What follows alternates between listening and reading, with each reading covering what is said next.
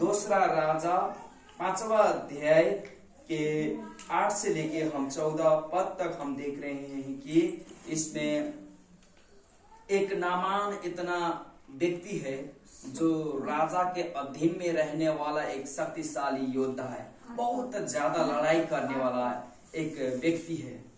वो इस तरह से लड़ता था, उसके तलवार के आगे और पीछे कोई भी रह नहीं पाता। मगर वो जब देखेंगे, वो इतना बड़ा सेनापति होके, इतना बड़ा शक्तिशाली होके भी उसके शरीर में क्या था? घोड़ा। कहने का मतलब इजरायलियों के देश में उससे क्या माना जाता था? अशुद्ध माना जाता। क्या? अशुद्ध। और कोई भी कुछ चढ़ाते तो उसको नहीं लेते, वो उसको अशुद्ध मानते।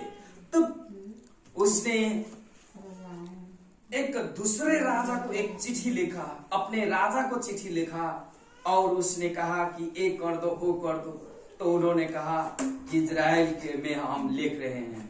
तो उसको इजराइल देश में एक दूसरे जगह के राजा है, अरमियों को विजय किया था। यहाँ पे लिखा है, 1-2 पर हम पढ़ेंगे। अरमियों का मतलब और दूसरे देश के राजा उसे बतलाता है। विजय किया था, वो शूरवीर था परंतु कोढ़ी था। आरामी लोग दल बांध कर इजराइल के देश में जाकर वो वहां से एक छोटी लड़की बंदी बनाकर ले आए थे। वो नामान की पत्नी की सेवा करती थी। एक लड़की जो इजराइल से वो लोग इतना शूरवीर थे, मगर एक लड़की को बांध कर वहां से जब लेकर आए, जहां जहां लड़ाई वो लोग करते, जिसको वो जीतते, वहां के संपत्ति, वहां को भेड़ बकरी गाय भैंस जो भी हो उसके अपने घर में ले आते और तिलक के सामान लगा के उसको अपने घर में रखते। इस तरह के चलन था। तो जब समय बीतता गया, इजराइल में एक लड़की भी आई थी। तो वो किसकी सेवा कर रही थी? नामान की पत्नी की सेवा करते थे। तो किसी ने नहीं बताया, मगर अपने मालिकनी कहने का मतलब जो मालिक की पत्नी, मालिकनी बोलते हैं। तो उनकी जब सेवा कर रहे थे तो उन्होंने बताई होगी अपने दासी को, मेरे पति के ये हुआ है, ऐसा हो रहा है, इतना शूरवीर महान है, मगर उसके पास में कोढ़ फूटा है, उसके शरीर में चरक का जैसा है, छाला के कुछ रोग है, इस तरह से कुछ बोली होंगी, मगर ठीक नहीं हो रहा है। कितने दिखाए, कितने सुनाए। तो उन्होंने बड़े बड़े राजा के पास भी वो कहा होगा इस प्रकार के, मगर उनके पास कुछ भी उत्तर नहीं आया। मगर वो छोटी सी लड़की ने बोला, इजराइल के में भविष्य वक्ता है, वहां पे जाओ और तुम ऐसे करोगे तो ठीक हो जाएगा। मगर जब देखेंगे तो यहाँ पे उस 3 पद में उसने अपनी स्वामिनी से कहा, यदि मेरा स्वामी सोमरोन के भविष्य वक्ता के पास होता तो क्या ही अच्छा होता, क्योंकि वो उसके कोढ़ से चंगा कर देता। तो नामान अपने प्रभु के पास जाकर कहा, इजराइल की लड़की इस प्रकार से कहती है, आराम के राजा ने कहा, तू जा, मैं इजराइल राजा के पास एक पत्र भेजूंगा। कहने का मतलब उसको इजराइल में जाने के लिए औसे ही दूसरे के देश में नहीं जा सकता है। उसकी सेनापति है, वो बहुत पद पाया हुआ, कहीं देश के मंत्री, यहाँ के प्रधानमंत्री कहीं दूसरे देश में ऐसे नहीं जा सकता। कोई भी यहाँ के सेना दल में रहने वाला कहीं दूसरे देश में जाके अच्छे तरीके से रह नहीं सकता। उसके लिए क्या लिखना पड़ेगा? एक चिट्ठी और पत्र लिखना पड़ेगा। तो उसी प्रकार से जब लड़की ने कही अपने वो मालकिनी को, तो मालकिनी ने कहा अपने मालिक को, पति को बोला, और पति ने क्या कहा? अपने राजा को बोला। तो राजा ने एक पत्र लिखा और इजराइल के, मैं अपने नामान सेवक को पठा रहा हूँ, उसको अपने देश में चंगा कर दे, इसको ये बीमारी है। तो जब राजा ने सुना ये, राजा ने जब सुना ये तो अपने कपड़ा फाड़ दिए, क्योंकि ये तो बहुत लड़ाकू है, अगर मैं इसको ठीक नहीं करूं तो मुझको तलवार से मार देगा। तो बहुत दुखी होकर अपने कपड़ा फाड़ लिया। तब उसके बाद में एक भविष्य वक्ता था, भविष्य वक्ता ने आकर राजा को बोला उसको आने दो, वो जानेगा कि इजराइल में परमेश्वर का सच्चा भविष्य वक्ता है, उसके जन है परमेश्वर के, वो आएगा, वो ठीक हो जाएगा और चले जाएगा। तो उसको आने दिए और आने के बाद उसको कहाँ पठा दिए? एलिसा भविष्य वक्ता कहा। आमीन आमीन। किसके कहा? एलिसा। एलिसा कहने का मतलब यहाँ तो अभी स्कूल में देखेंगे तो एलिसा लड़की के नाम होता है, मगर उनका लड़का का नाम था। उनके बाल में सिर में बाल नहीं था, और जब वो गोरू चलाते थे तो यहाँ पे 2 फार वाला, 1 फार वाला, 3 फार वाला चलता था, हम जानते हैं, मगर वो चलाते थे 16 फार वाला। कितने फार? 16 फार। एक ट्रैक्टर को भी नहीं होता है, 2 ट्रैक्टर 3 ट्रैक्टर जोड़े तो 16 फार लगेगा, तो इतना बड़ा। मगर जब उनका एलिया जो भविष्य वक्ता था, उन्होंने ऐसे जा रहे थे तो उनके पीछे पीछे वो चल दिया अपने। उन्होंने कहा कि चल मेरे पीछे, तो उसने ऐसे ही रख के बोल रहे थे कि मैं अपने माता और पिता कहाँ जाऊंगा और मिल के तेरे पीछे रहूंगा।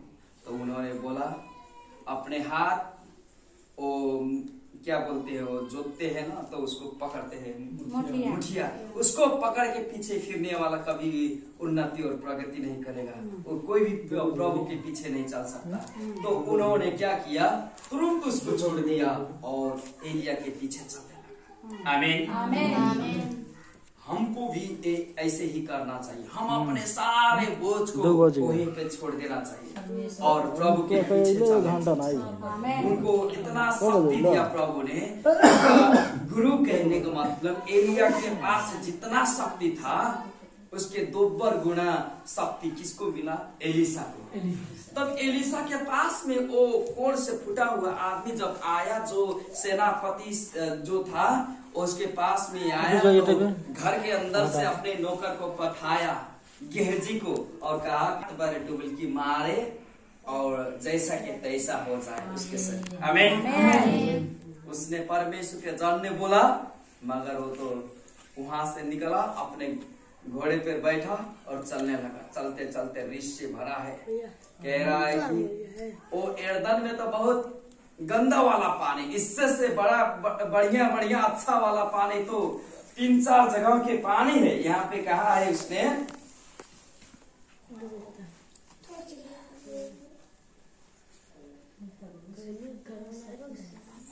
उसने क्रोधित होके चला गया।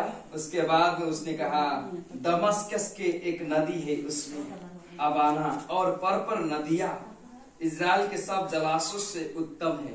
इजराइल में 2-3 नदियां ऐसा है, 12 पद में कह रहा है, क्यों दमस्कस के अबाना और पर नदियां इजराइल के सब जलाशयों से उत्तम नहीं है? कहने का मतलब उसने कहा 2 नदियां इस तरह से है जो सारे इजराइल के नदियों से सफा और सुगर है। वो बड़ा अच्छा वाला था, मान लो कि वो सफा सुगर रहने वाला था, तो एर्दन नदी थोड़ा सा गंदा वाला होगा, तो उसमें जाकर उतना लंबा जाकर क्यों उसमें डुबकी मार, वो कह देता यहाँ के नदी में जा और डुबकी मार और चंगा हो जा, तो उससे नहीं, और रिस से भरा हुआ था। तब उसके साथ में बैठा हुआ एक चेला ने बोला कि अगर तुझको वो भविष्य वक्ता अगर बोलते वो काम कर तो क्यों नहीं करता? तू करता है। तो उसी प्रकार से उसने बोला है तो जा उसमें 7 बार डुबकी मार। तो शायद उसने 1 बार ऐसे डुबकी मारा होगा, तो बोला कुछ नहीं हुआ। 2 बार डुबकी मारा होगा, कुछ नहीं।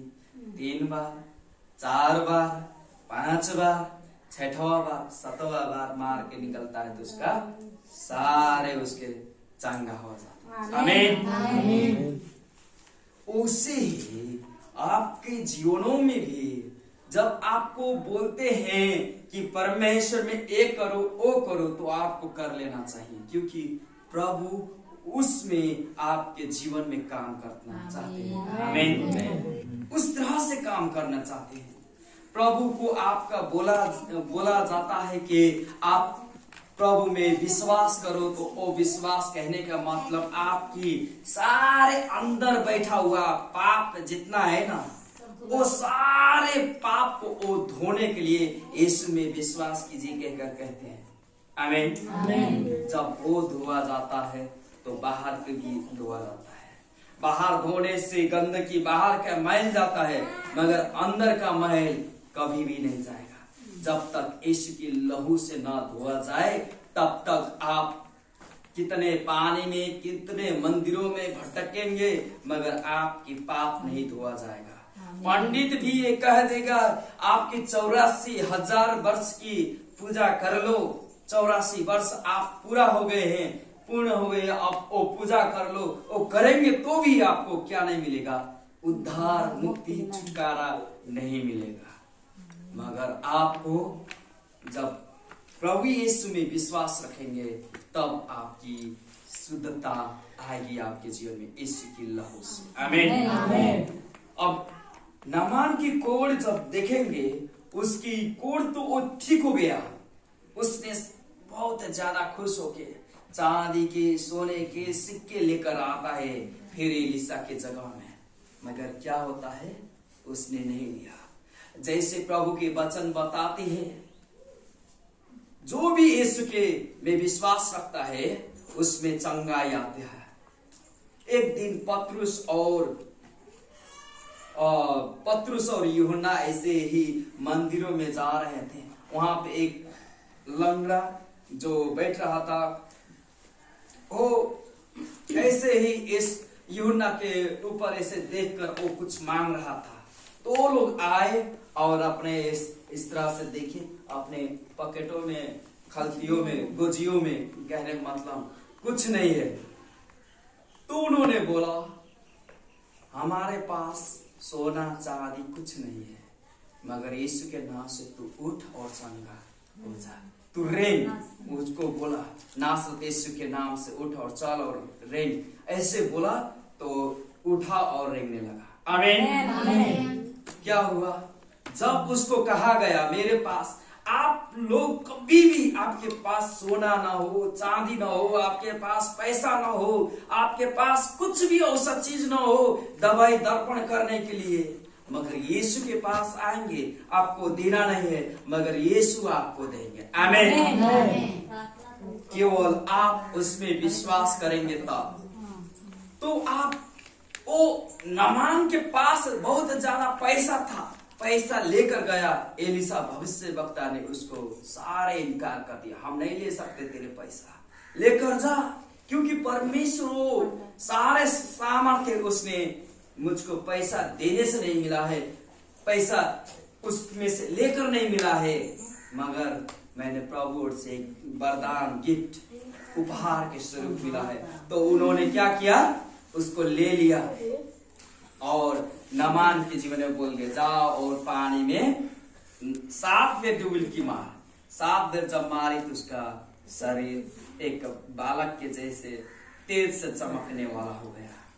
तो नामान फिर लौट रहा था, मगर गेहजी ने अपने अंदर बहुत ज्यादा लालच रख ली। लालच रखने से कारण से उनके अंदर जाके, वो राहों में जाके, हाँ प्रभु रुक जाइए, हमारे गुरु ने, हमारे प्रभु ने बोले हैं कि 2 भविष्यवक्ता आए हैं कहीं के दूर के, उनके लिए कुछ लेकर आने के लिए बोले हैं, तो आपसे कहे हैं कि वो दे दीजिए जो उपहार आपने लेकर आए थे। जैसे वो लेकर आया, घर के बाहर रख के ऐसे बोले। एलीशा भविष्यवक्ता ने बोले कि क्या तुम कहाँ से आ रहे हो? तो उन्होंने कैसे नहीं, क्या तुम उनसे लेकर कुछ आए? तो नहीं, ऐसे बोल रहे थे। वो भविष्यवक्ता है, सब जान गए, उनके अंदर परमेश्वर की आत्मा ने काम कर दी और बोल दी। तो उन्होंने बोला, जो नामान के शरीर में से कोढ़ था, अब तेरे जीवन में और तेरे पुस्ता की पुस्ता में वो चला जाए। उसी वक्त से वो कोढ़ से फूट गया और वो चला गया। कहने का मतलब आप लालच से और भरपूरी झूठ से गलत चीजों से न पड़े। प्रभु के वचन में जब विश्वास करेंगे तब आशीष मिलेगी। नामान ने प्रभु की वचन की आज्ञा पालन की। वो ईर्ष्य होगा, वो भीतर कुड़कुड़ाहट होगा, वो जलता हुआ, तो भी उसने क्या किया? परमेश्वर के वचन की आज्ञा पालन की। आमीन। कैसे? प्रभु जी के वचन में नदियों में जाके कितना बार डुबकी मारा? 7 बार। अगर 7 बार नहीं मारता तो नहीं होता। वो उससे पहले 6ठा बार मारा तो हुआ नहीं। 7वां बार जब मारा तब उसने, कहने का मतलब एलिशा भविष्य वक्ता जो उसने कहा वही उसने पालन किया, तो उसके जीवन में आशीष से भर गया। आपके जीवन में अगर आप आशीष चाहते हैं तो परमेश्वर की वचन जो बोलता है वो आपको करना पड़ेगा। आमीन, आमीन, आमीन, आमीन, हालेलुया। आइए हम छोटी सी प्रार्थना करेंगे एक वचन के खंड के लिए।